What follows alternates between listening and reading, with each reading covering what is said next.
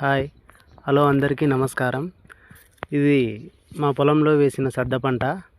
ఈ సద్ద పంటకి ఎటువంటి మందులు కానీ, పురుగు మందులు కానీ, నత్రజని ఎరువులు కానీ, రసాయన ఎరువులు కానీ ఏవి వేయకోకుండా పెంచిన పంట.